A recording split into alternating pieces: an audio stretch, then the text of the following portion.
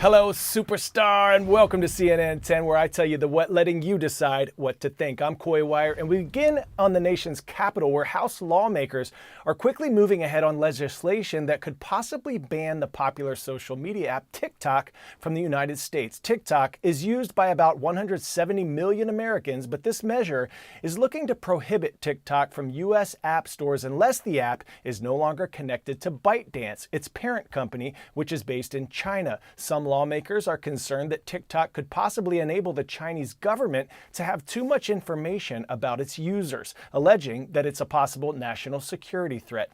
On the other side, TikTok denies these claims and believes this legislation is an attack on First Amendment rights. This proposed bill has bipartisan support and is scheduled to be voted by the House quickly. If the bill eventually does make its way to President Biden's desk, the White House says President Biden would sign it. Now, if this proposed bill is put into law, it would allow TikTok about 5 months to cut ties with ByteDance.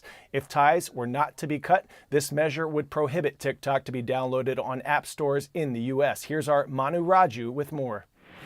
The House plowing ahead and planning to take up legislation to essentially ban TikTok if the Chinese firm ByteDance does not sell it. They're trying to force that sale because of concerns that the Chinese government is too close to private information of Americans. They are alleging that the Chinese government is interfering with that information and could exploit it, something that ByteDance has furiously denied. But nevertheless, this has wide bipartisan support, approved by the House Energy and Commerce Committee last week, 50-0. That is something that is rarely seen on Capitol Hill, but that bipartisan support ultimately forcing the House Majority Leader to put this bill on the floor very quickly. Steve Scalise said that he would take up this measure, the full House would, in just a matter of days.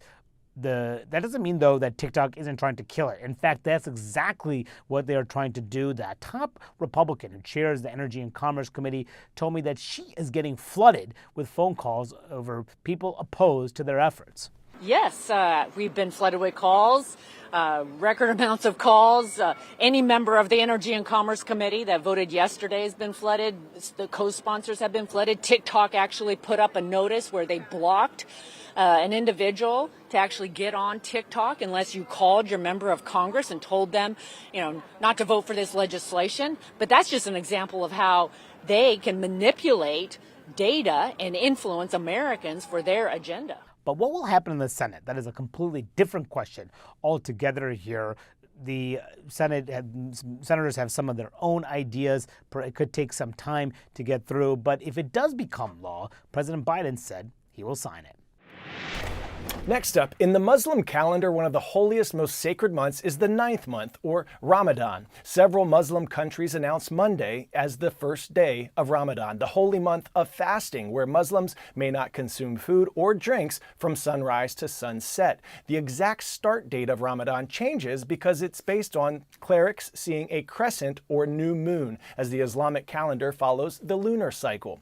There were hopes of a possible ceasefire in the Gaza Strip before the start of Ramadan, but both Hamas and Israel could not reach a deal. While the war goes on, there's a humanitarian crisis that continues to grapple the Gaza Strip. The U.S. is teaming up with several other nations by airdropping aid into Gaza, but aid agencies recommend that it would be much more efficient if these supplies were transported on the ground. Our chief international correspondent, Clarissa Ward, is here to give us the why.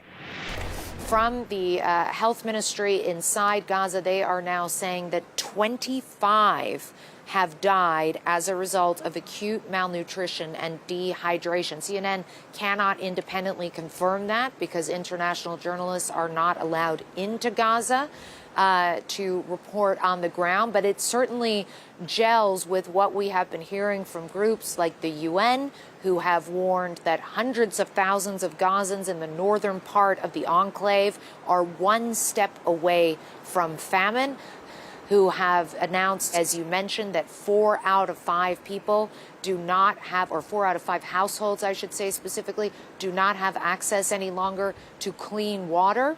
And while these aid drops show a certain level of intention and goodwill, they, according to aid organizations, are not terribly efficient and effective in terms of the mechanism for actually distributing aid. We heard from one humanitarian worker who said they're a great photo op, but they are terrible in terms of trying to make sure that people on the ground get the aid they need. 10-second trivia. Which of these countries has the largest economy in East Africa? Tanzania, Ethiopia, Kenya, or Rwanda?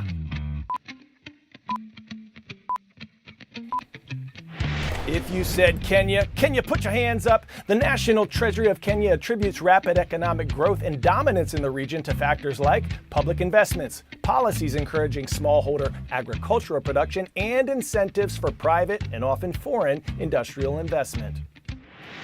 Let's head to Kenya now, where the East African country is dealing with a rise in the rhinoceros population. Overcrowding in sanctuaries has caused problems such as rhinos attacking each other and competing for food. It's such a concern that the Kenya Wildlife Service is transporting 21 rhinos to a new location. It takes nearly a dozen people to get this 5-year-old black rhino up on its feet as the tranquilizer wears off. With the tracker securely glued to her horn, she is ready to move 100 miles away. Kenya has an unusual problem. Rhino populations here are actually going up.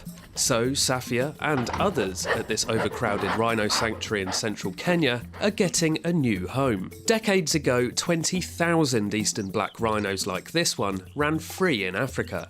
But in just under 20 years, their numbers plummeted to below 400, as poachers hunted them for their precious horns. Now Kenyan rhinos are making a comeback thanks to anti-poaching efforts.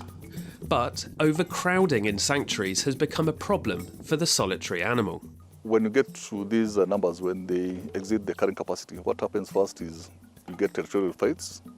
So you find males killing each other. There's also the pressure on the food availability for the individuals. To give them a little more roaming space, 21 rhinos were taken to a brand new sanctuary in Loisaba Conservancy. They are the first rhinos to live on the land in 50 years.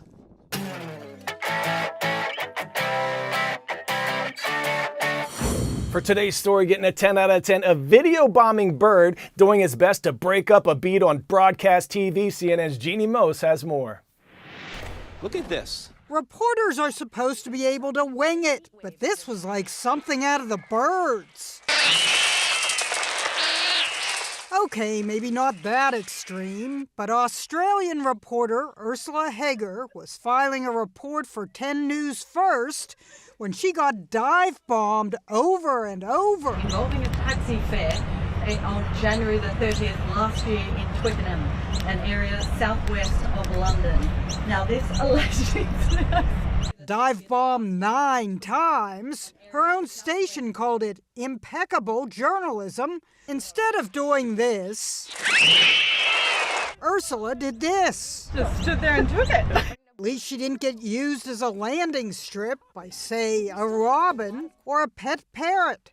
One just landed on the umpire. And Ursula didn't get her earbud plucked like this reporter in Chile. Hoy en día se puede considerar. Ironically, he was reporting on a rise in robberies. They did manage to get the earbud back from the parrot. The way Ursula handled the attack was a feather in her cap. One of the most ridiculous moments of my life. Could have been worse if she got pecked by a woodpecker. Talk about foul play and a awkward situation, but that reporter had no egrets, taking the burden in stride, delivering an impeccable report that was like poultry in motion. All right, remember tomorrow's hashtag Your Word Wednesday, so follow me at KoiWire on Instagram, Snapchat, and TikTok. Drop your unique vocabulary word in the comment section of my most recent post, and we'll choose a winner to work into tomorrow's show. All right, shout out to the ships at Manitowoc Lincoln High School in Manitowoc, Wisconsin, and as a former wrestler, special shout out to MJ Newman and Amelia Fowler for their performances at States and MJ for her historic win. And this shout out goes to Madison Middle School in Bartlesville, Oklahoma. We see you, Bruins. Rise up, everyone. We'll see you tomorrow. I'm Coy Wire. We are CNN 10.